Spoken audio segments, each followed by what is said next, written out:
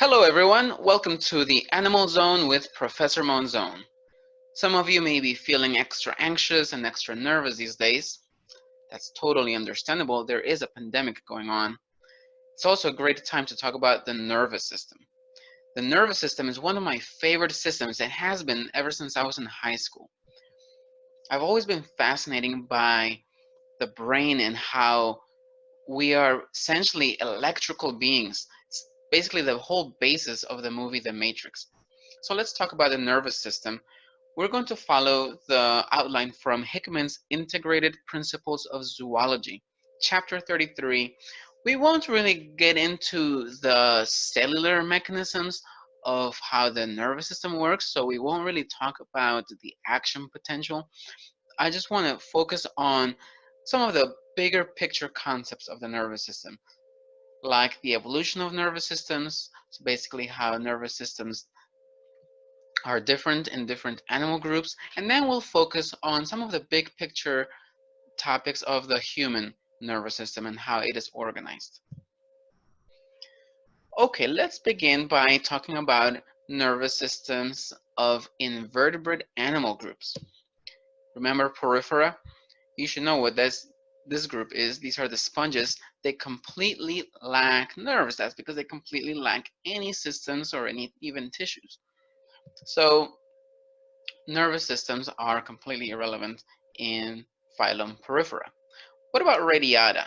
Remember that group of radially symmetrical animals like the cnidarians and the ctenophores. They have a nerve net. Some of this you should remember from back in the days when we discussed cnidaria in the first place, but cnidarians have a nerve net. This is the simplest pattern of nervous system organization. It's found in animals such as sea anemones, jellyfish, hydras, and also comb jellies. The last one I mentioned, that the comb jellies belong to a phylum, the ctenophores, that we didn't really discuss earlier this semester. Remember that the nerve net is this extensive network that is right under the epidermis of the, the skin of an animal like a jellyfish. And also remember that this is a unique feature of a cnidarian nervous system is that it is bidirectional. So the action potential, essentially the nervous signal that can start at any part of the neuron is actually conducted in both directions. This is different from, for example, how our neurons work, where it is unidirectional. The action potential only goes one way.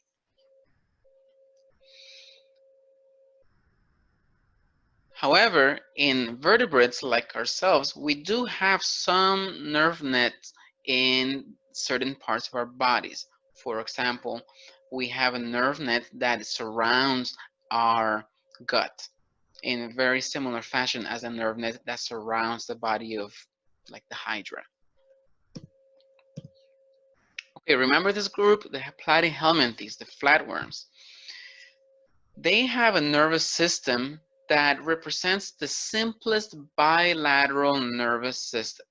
Essentially, they have two anterior ganglia up front, and they extend into two nerve trunks that run posteriorly. Essentially, they almost have like two brains up near the head. Now, in platyhelminthes, we see the first distinction between a peripheral nervous system and a central nervous system. The peripheral nervous system is just kind of all over the body, and the central nervous system is up front in the head, and it coordinates everything else. We'll see that, we'll discuss that in more detail as it pertains to humans.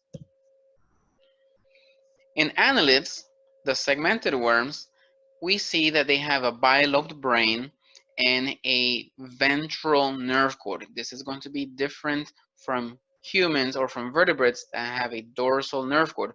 But in annelids, remember we dissected one, they have a ventral nerve cord. These are segmented animals, and their external segments also correspond to internal segments, and within each segment there's a segmental ganglion. A ganglion is a relay station that coordinates the activity nearby. And in annelids, we see two different kinds of neurons. We see sensory or afferent neurons and motor or efferent neurons. So these are neurons that either sense things and send information to the brain, or neurons that send information from the brain to some organ like a muscle to move it.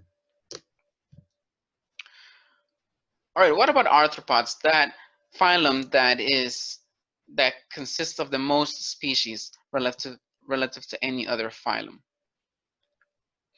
They also have ganglia, and the ganglia of arthropods are larger than the ganglia of annelids.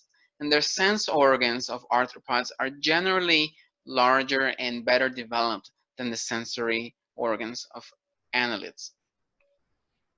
This permits arthropods to have some more complex behaviors. For example, some complex social behaviors like the bee waggle dance that we discussed previously. Arthropod brains are more well developed and even permit some rudimentary forms of learning. Okay, what about mollusks?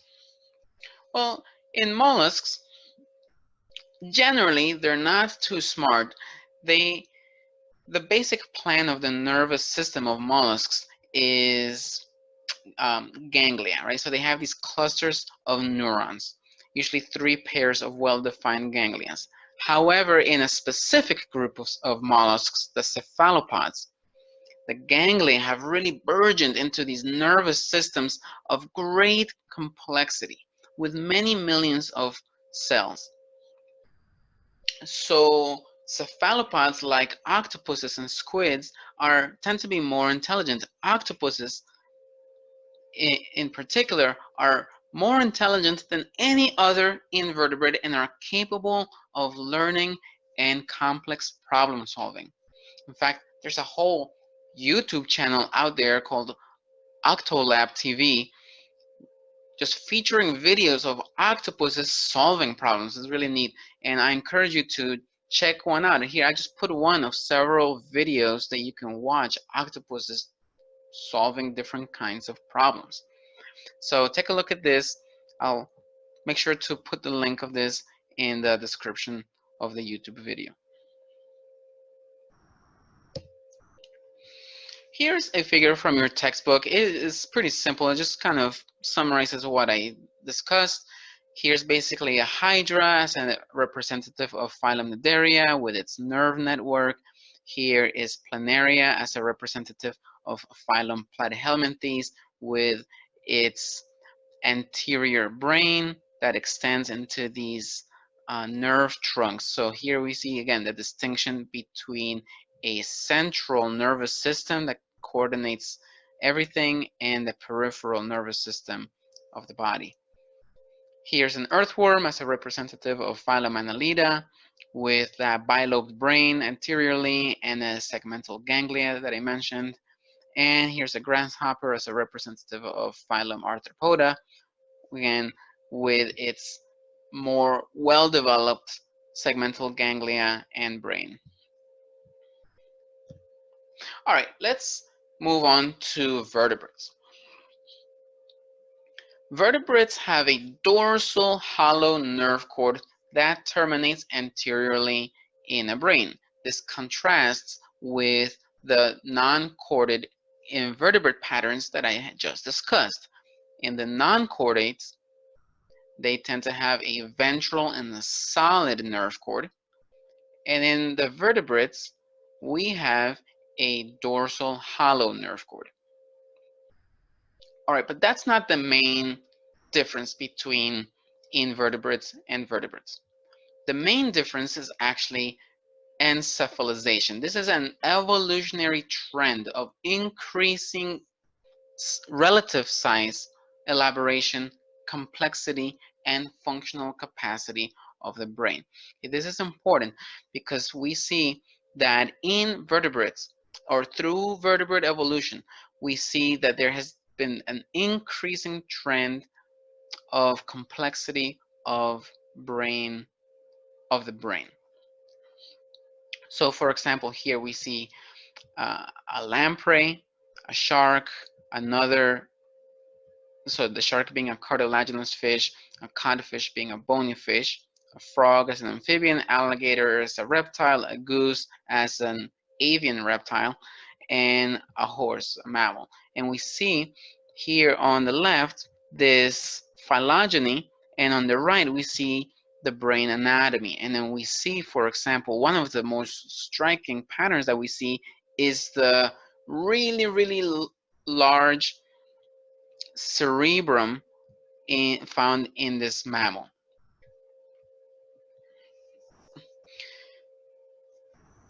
This pattern of encephalization really got exaggerated in the primates and specifically in the Homo lineage. So the human brain is the most complex of all animal brains, with about 35 billion neurons, each integrating information from thousands of synapses. Right, so each neuron in the brain is connected to thousands of other neurons and is receiving all this information, integrating it, and passing on the signal. It's really neat. So we're really just going to scratch the surface of the brain. A lot more is known about the brain, but there remains much that is unknown. Right? Brain science is one of the hot areas of science right now, where there are many unanswered questions. Let's just talk about how the nervous system of humans is organized. This also applies to other vertebrates, but we'll focus mostly on humans. Okay, so the nervous system generally is organized into a central nervous system and a peripheral nervous system. The central nervous system can be further subdivided into the spinal cord and the brain. The brain can be subdivided into three parts: the hindbrain, the midbrain, and the forebrain. The forebrain can be further subdivided into different parts. Some of these parts include the thalamus, the hypothalamus right underneath it, the thalamus, and the cerebrum. The cerebrum is that large part of the human brain.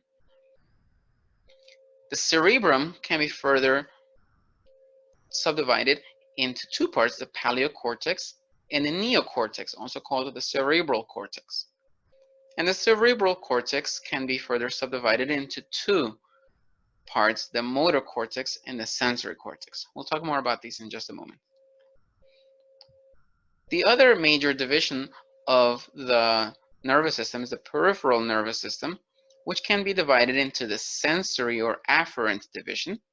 This receives information not just from the outside, but also from within. So for example, there are sensory neurons that receive information from your blood vessels. For example, how much CO2 is in the blood, or the pH of your blood. There are sensory neurons that sense pain from within, or blood pressure. So those are your sensory neurons that make up the sensory division.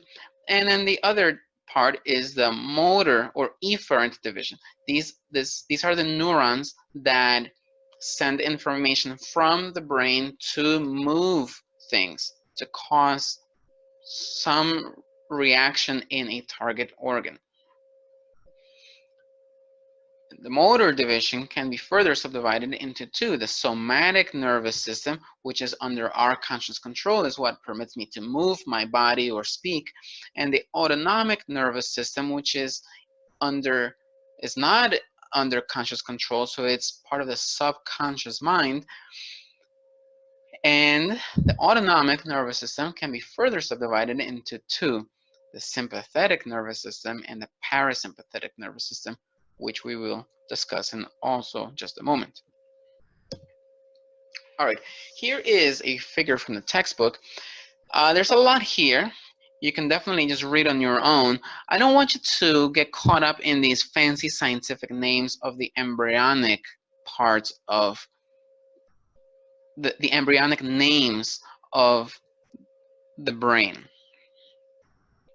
What I do want you to know is that there's a forebrain, a midbrain, and a hindbrain, and that there are different functions associated with each. For example, you should know that one of the parts of the hindbrain is the cerebellum. The cerebellum is what permits our movements to be somewhat graceful and balanced, right? So, for example, when you are dancing, right, the cerebellum is what keeps you in balance. Or if you're an athlete and you are, for example, about to catch an American football that has been thrown to you, you're running and you coordinate your eyes with your movement and you catch that ball. That's the cerebellum that keeps you in balance and does all of that mathematical integration that permits you to catch the ball at just the right moment. Okay, for example, the medulla is that part of your subconscious nervous system that regulates the heart rate and regulates your respiration, right? So that this is what allows you to breathe without thinking about breathing, or to keep your heart going without thinking about your heart. In contrast, you should know different things about different parts of the forebrain, like, for example, the cerebrum. This is where their motor area that controls your voluntary muscles. So when you move your muscles, those messages are coming from the cerebrum. All right, again, the take-home message of this is not to get caught up in these names of the embryonic parts of the brain, but to know the general different functions that are associated with the forebrain, the midbrain, and the hindbrain. All right, so here, if we take an external view of the human brain, we see that there are different lobes. For example, there's the frontal lobe here, right? There's the temporal lobes by our temples. There's the occipital lobes right behind our head, and then there's the parietal lobe, sort of like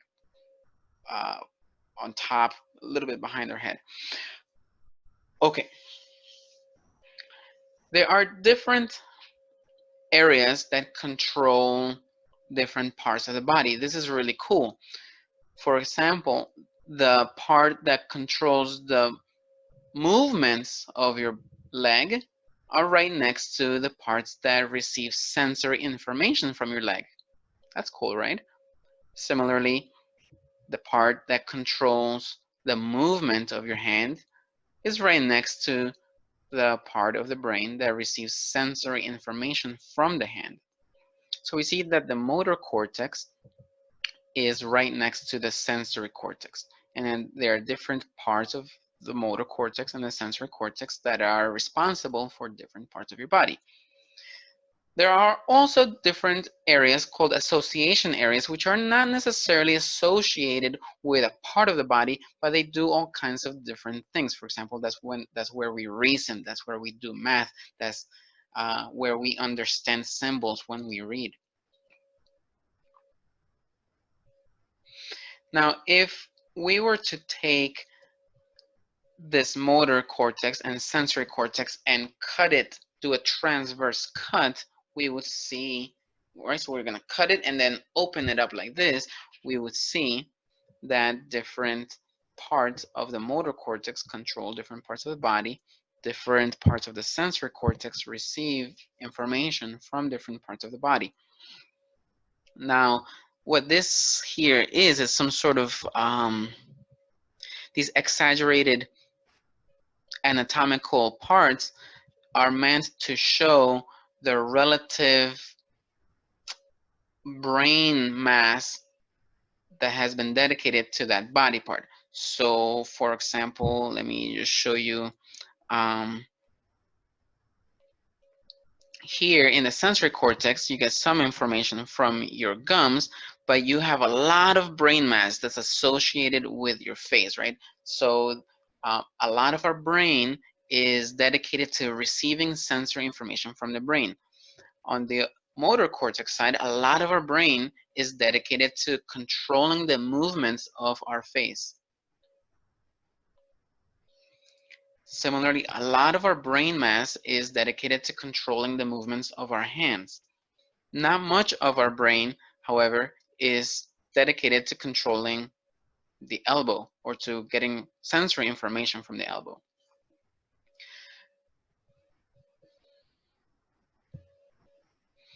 Let's go back to the cerebrum. Now, if we were to cut the brain like this, right, just right down the middle, this is called a mid-sagittal cut of the brain.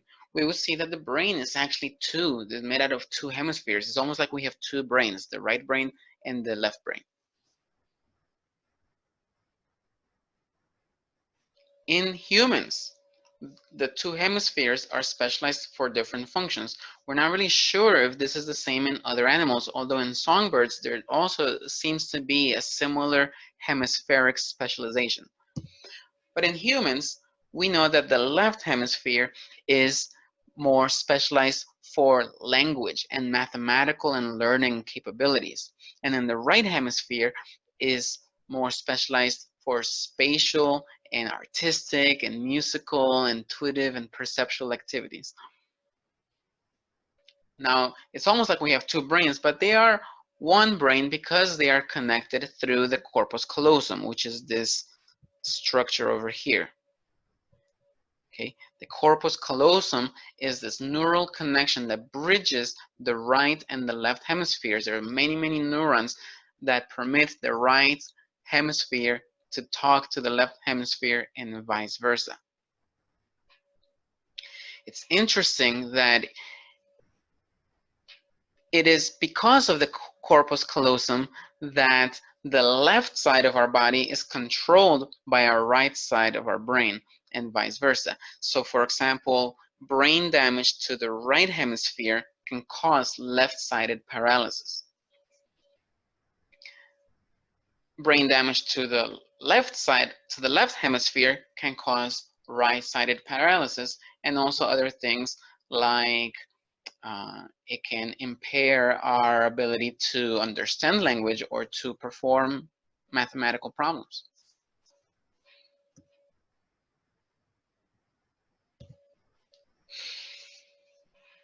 Let's talk about that other part of the nervous system, the autonomic nervous system. Okay, this is the part that controls involuntary internal functions that are not under conscious control. So this is part of our subconscious. The autonomic nervous system conducts motor messages, so it does affect the movement of muscles, but these would be involuntary muscles. For example, muscles of the alimentary canal, right? So you don't really control, once you swallow, you don't control the movement of your food anymore, right? That is all under sub or unconscious control of the autonomic nervous system. Unconscious? No, subconscious control of the autonomic nervous system. The heart is another one, the smooth muscles of the blood vessels or the muscles in your urinary bladder or the muscles that control how dilated the iris of your eye is. All of that is under autonomic nervous system control. Remember, the autonomic nervous system can be subdivided into the parasympathetic and the sympathetic nervous systems. Now, most organs are innervated by both the sympathetic and the parasympathetic nervous systems. For example, here in this figure, we have some target organ. This target organ can be, for example, the smooth muscle that's lining an artery, or it could be some gland, or it could be the heart itself.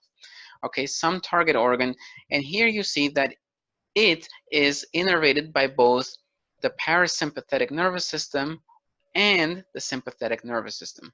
The parasympathetic nervous system can be coming out of the brain directly or out of the distal part of the spinal cord called the sacrospinal cord. So this is at the very tip of the spinal cord near the pelvis. The parasympathetic nerves are coming out of the central part of the spinal cord called the thoracolumbar spinal cord. In both the parasympathetic and the sympathetic nervous system, the the connections are made by a pair of nerves. So there is one nerve, for example, here in the parasympathetic system, there's one nerve coming out of the brain and then synapsing at this ganglion, and then a separate nerve goes from there to innervate the target organ. Similarly, in the sympathetic system, there is a nerve coming out of the spinal cord synapsing at this ganglion, and then the signal continues in a separate neuron to innervate the target organ. So because of that, the nerves, the neurons that are in between the central nervous system and the ganglion are called preganglionic neurons, and the neurons that are after the ganglion and innervate the target organ, they're called the postganglionic organs. Okay. Another difference is that in the parasympathetic nervous system, the ganglia are closer, physically closer to the target organ, whereas in the sympathetic nervous system, the ganglia are closer to the central nervous system. And then the other difference that I want to highlight is that in the sympathetic nervous system, the neurotransmitter involved is acetylcholine. So acetylcholine is involved in both the pre and the postganglionic neuron endings. So this preganglionic neuron is going to release acetylcholine to transmit the signal to the postganglionic neuron, and the postganglionic neuron is also going to release acetylcholine to transmit the signal to the target organ. However, in the sympathetic nervous system, there's another neurotransmitter involved.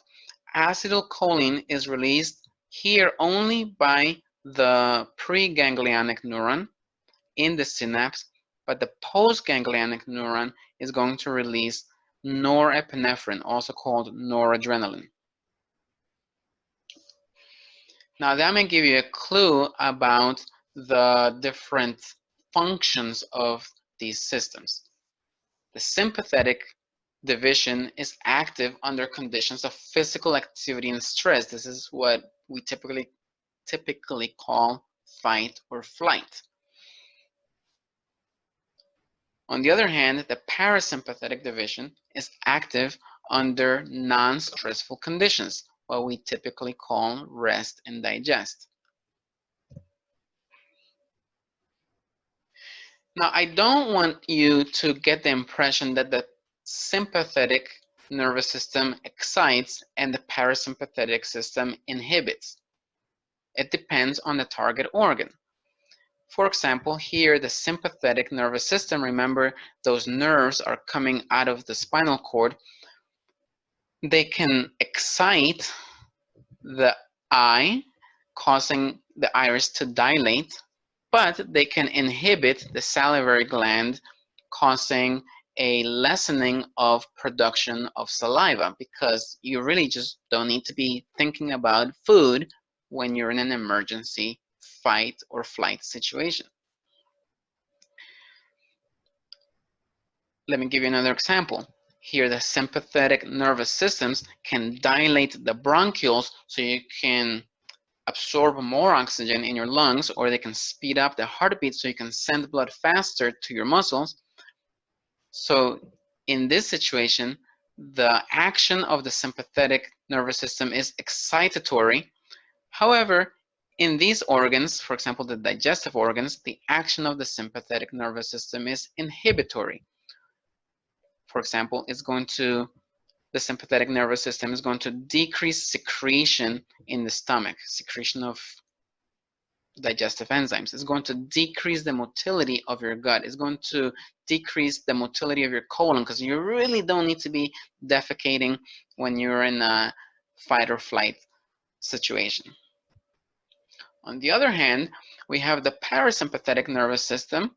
In this example, it does stimulate the salivary glands to produce more saliva. It does stimulate the digestive organs to increase secretion or to increase motility to aid with digestion, but it's going to inhibit the bronchioles and it's going to slow down the heartbeat, which is what helps you feel more relaxed after you eat. So generally, the actions of the sympathetic nervous system and the parasympathetic nervous system are antagonistic. One of those rare situations where they worked together is in the sexual orgasm. But that's a story for another time. Okay, this brings us to the end of our conversation about the nervous system. If you're feeling nervous, it's okay. We all feel nervous at some point, which is why I encourage us all to be strong and courageous.